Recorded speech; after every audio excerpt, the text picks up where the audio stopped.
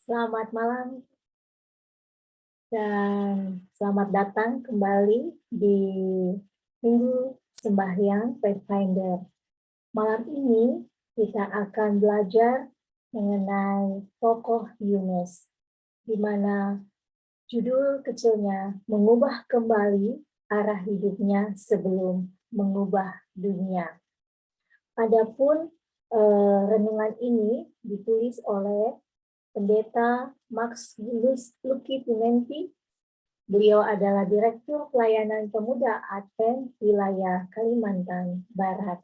Dan saya membawakan ulang apa yang sudah beliau tuliskan dan kita akan dengarkan bersama-sama pada saat ini.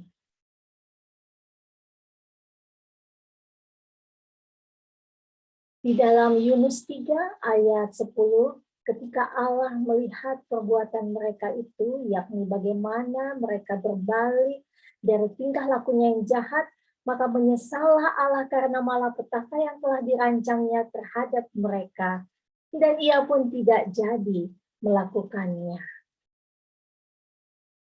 Yunus mendapatkan perintah dari Tuhan. Panggilan pertamanya ialah dia harus pergi ke Niniwe. Dia harus merubah keadaan. Ada pesan dari Allah khusus untuk kota tersebut. Panggilan untuk Pathfinder juga pada saat ini adalah Markus 3 ayat 14 untuk memberitakan Injil ke seluruh penjuru dunia. Bagaimana saat Yunus menerima panggilan pertama ini?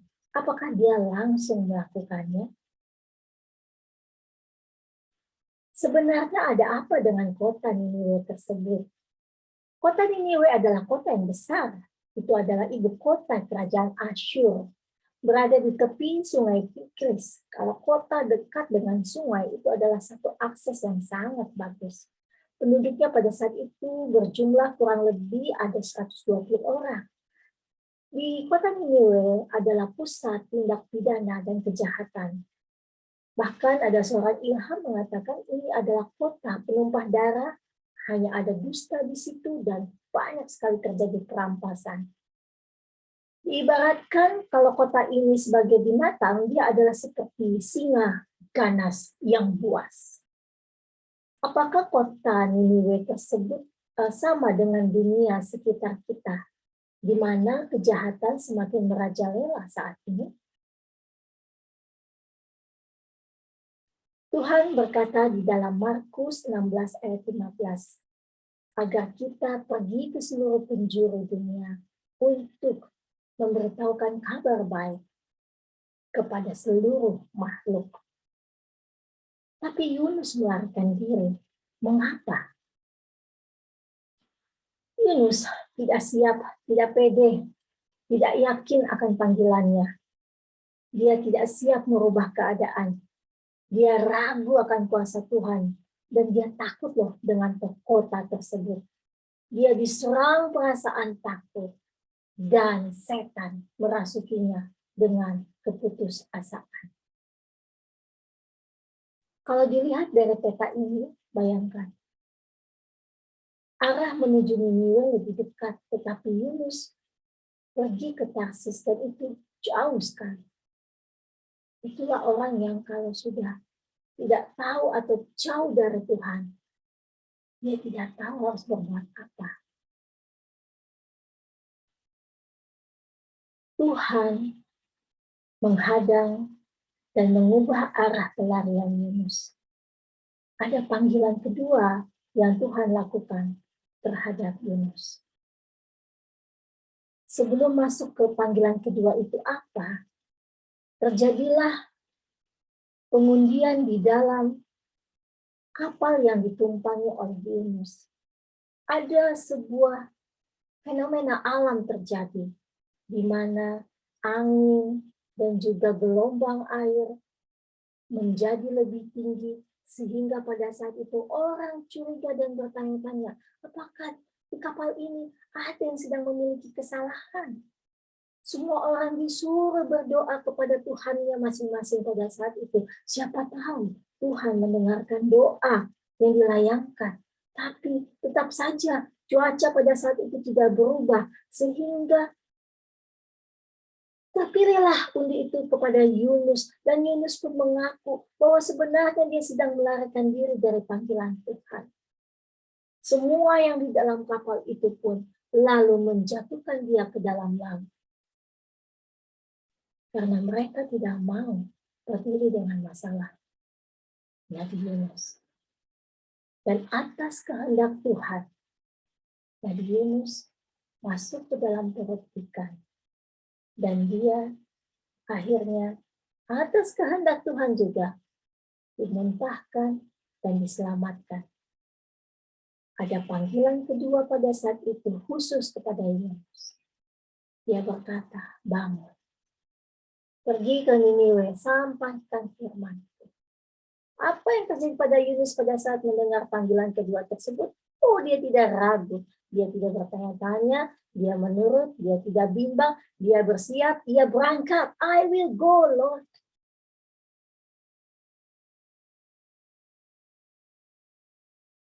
Sehingga apa yang terjadi dan apa yang dilakukan Yunus pada saat itu di kota Niniwe? Dia berkhotbah, dia masuk ke kota itu. Dia segera, ia mulai menyerukan. Apa yang diserukan? 45 hari lagi, kota ini akan ditunggang balikan oleh Allah. Bertobatlah kalian. Suara yang bergema itu masuk ke telinga penduduk di situ. Roh Allah bekerja sampai ke dasar hati mereka. Banyak orang yang mendengar itu gemetar karena ingat akan perbuatannya, dosa-dosanya. Lalu mereka menyesal. Dari mulai pimpinan tertinggi sampai kepada binatang sekalipun. Melakukan perkabungan yang besar. Dan mereka berpuasa. Memohon dan menangis berdoa kepada Allah. Supaya dikasihani. Bagaimana jika panggilan yang sama datang kehidupan kita dan untuk mengubah keadaan dunia sekitar kita saat ini? Kalau Tuhan menelpon kamu pada saat ini, adik-adik Pathfinder,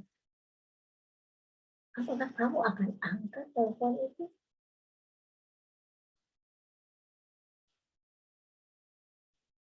Tuhan memanggil adik-adik Pathfinder untuk merubah dunia pada saat ini.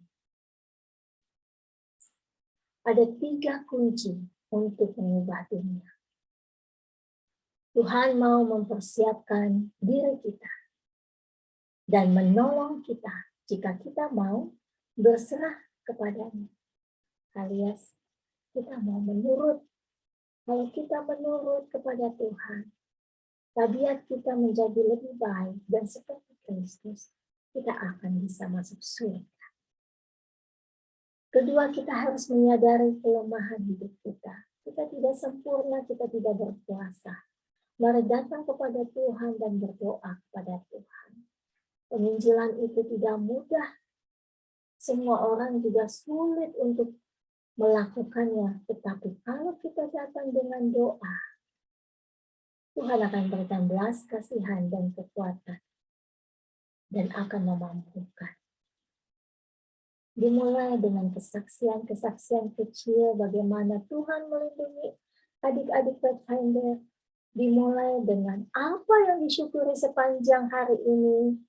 Ceritakan pada teman di kelas, ceritakan pada orang di rumah, ceritakan pada tetangga-tetangga.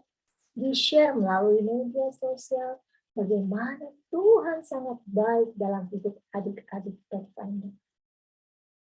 Kunci ketiga, kita harus membuang setiap keraguan-raguan dan bersiap mengubah dunia. Dalam Roma 12 ayat 2 dikatakan, berubahlah oleh pembaharuan budimu. Kita tidak bisa sama dengan dunia ini. Kita berbeda. Kita anak Allah. Kita memiliki standar yang tinggi, standar Kristus. Mari, jangan berharap orang lain yang berubah. dia harus berubah dulu. Tidak adik-adik. Perubahan dimulai dari diri kita sendiri. Kita berdoa, Roh Kudus akan membantu kita berubah menjadi lebih baik. Yohanes 14 ayat 15 mengatakan, "If you love me, you will do all my command." Kalau kamu mengasihi aku, kamu akan menuruti segala perintah. Apa perintah Allah kepada adik-adik Pathfinder pada saat ini? Mengabarkan kabar baik. Yohanes 14 ayat 16, "Aku akan minta Bapa, dan ia akan memberikan kepadamu seorang penolong, P-nya besar, supaya ia menyertai kamu selama-lamanya." Siapa penolong ini? Kita lihat di ayat 17. Penolong itu adalah Roh kebenaran. Tetapi dunia ini tidak dapat menerimanya, sebab dunia ini tidak melihatnya dan tidak mengenalnya. Tapi kamu, adik-adik Pathfinder, kamu mengenalnya. Sebab dia menyertai kamu dan diam di dalam kamu. Kalau Roh kebenaran menyertai kita dan diam di dalam kita, kita bisa meminta apa saja kepada Tuhan supaya kita dimampukan untuk menjadi pengabar kabar baik, mampu menginjil mulai dari level Pathfinder. Malam ini panggilan terhadap adik-adik Pathfinder ada tertulis di dalam Ibrani 10 ayat 23. Marilah kita berpegang teguh pada pengakuan tentang pengharapan kita, sebab Ia yang menjanjikannya setia. Tuhan setia. Yesus setia. Kita harus berpegang teguh. Kita harus setia. Seperti Yunus, dia bertobat, dia kembali menjalankan perintah Tuhan, dia pun diberkati. Adik-adik, Tuhan memberikan kesempatan kepada kita untuk terlibat dalam pelayanan pekerjaannya. Kita harus datang kepada Tuhan, minta kepadanya kemampuan, kekuatan, Roh Kudus agar kita bisa setia, berpengharapan, dan arah hidup kita yang mungkin malam ini mungkin saat ini sudah terlalu jauh daripada Tuhan. Ingat, Tuhan bisa dan Tuhan sanggup membalikkan itu, membuat Anda tertarik lagi, lebih dekat lagi kepada Yesus. Itulah renungan kita pada malam hari ini. Terima kasih. Selamat malam. Selamat Hari Pathfinder. Tuhan memberkati.